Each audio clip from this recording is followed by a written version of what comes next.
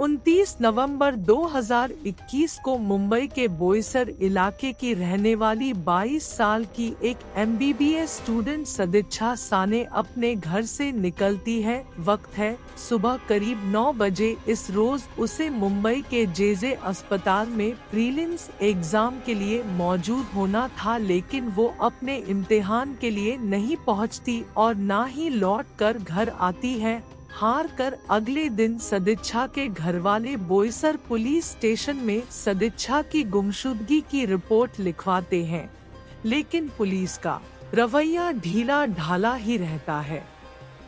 सदिच्छा के घर में उसके पिता मनीष साने, उसकी मां है और 80 साल की बुजुर्ग दादी है।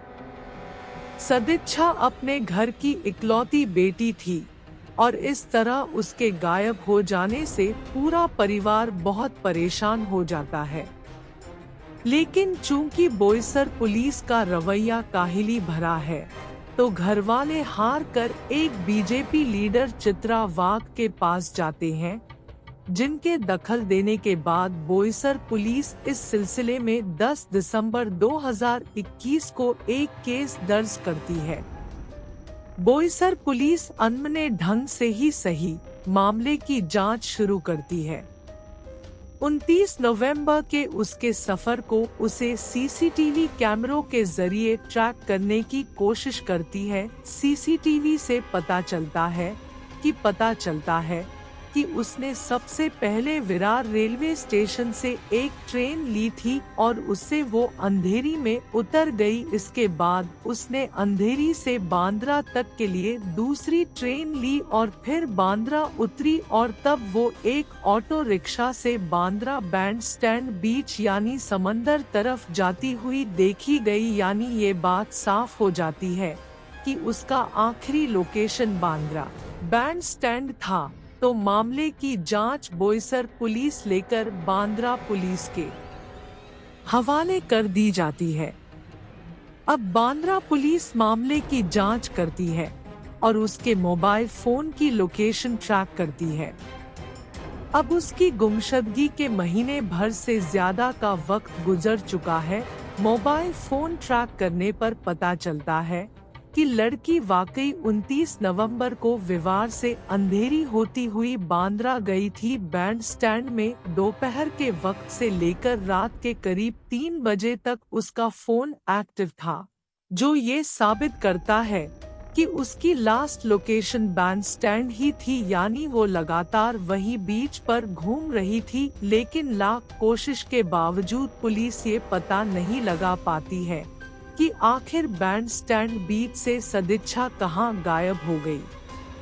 चूंकि पुलिस सुलझा नहीं पा रही थी, तो आखिरकार इस मामले की जांच क्राइम ब्रांच के हवाले कर दी जाती है।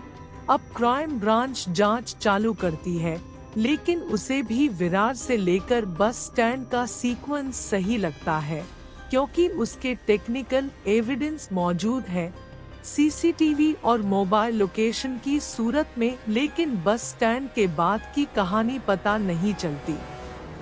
लेकिन आखिरकार इस मामले में एक किरदार की एंट्री होती है, जिसका नाम है मिट्टू सिंह। असल में मिट्टू सिंह एक लाइफ गार्ड है। पता चलता है कि उसकी ड्यूटी 29 नवंबर को बैंड स्टैंड बीच पर थी और आखिरी बार मिट्टू सिंह को ही उस रात सदिच्छा के साथ देखा गया था। क्राइम ब्रांच को ऐसे कई चश्मदीद मिलते हैं जिन्होंने मिट्टू को सदिच्छा के साथ देखा था। अब पुलिस मिट्टू को पकड़ती है, पूछताछ करती है। वो सदिच्छा से मिलने की बात तो मानता है, लेकिन उसकी गुमशुदगी के बारे में कुछ नहीं बताता। पुलिस की जांच सही दिशा में चल रही है, इसका भी एक सबूत मिलता है। वो है सदिच्छा के साथ ली गई उसकी कुछ सेल्फीज का। मिट्टू की सेल्फी उसे शक के घेरे में ला चुकी थी। पुलिस को पता चलता है कि अगले रोज सुबह यानी 30 नवंबर को घर लौटने के बाद मिट्ठू ने सदिच्छा को फेसबुक पर फ्रेंड रिक्वेस्ट भी भेजी थी, यानी वो सदिच्छा के टच में था। लेकिन गुमशुदगी के सवाल पर वो कुछ ऐसे चुप रहा कि पुलिस ने उसका नार्को टेस्ट और ब्रांड मैपिंग भी करवा लिया, मगर अफसोस नार्को टेस्ट भी मिट्ठू से सदिच्छा की गुमशुदगी के बारे में उसके कुछ उगलवा नहीं सकी।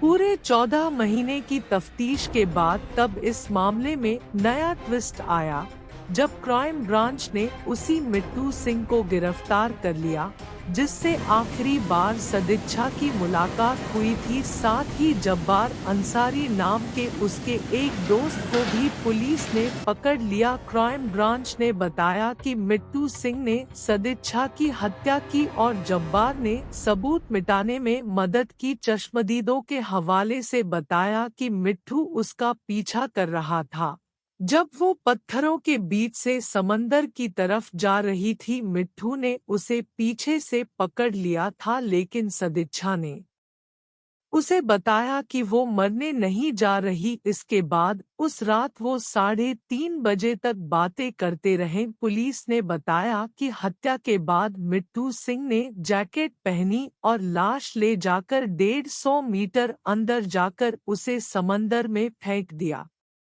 कहानी पसंद आए तो एक जरूर दे या चैनल को लाइक करे या कर दे को सब्सक्राइब करें।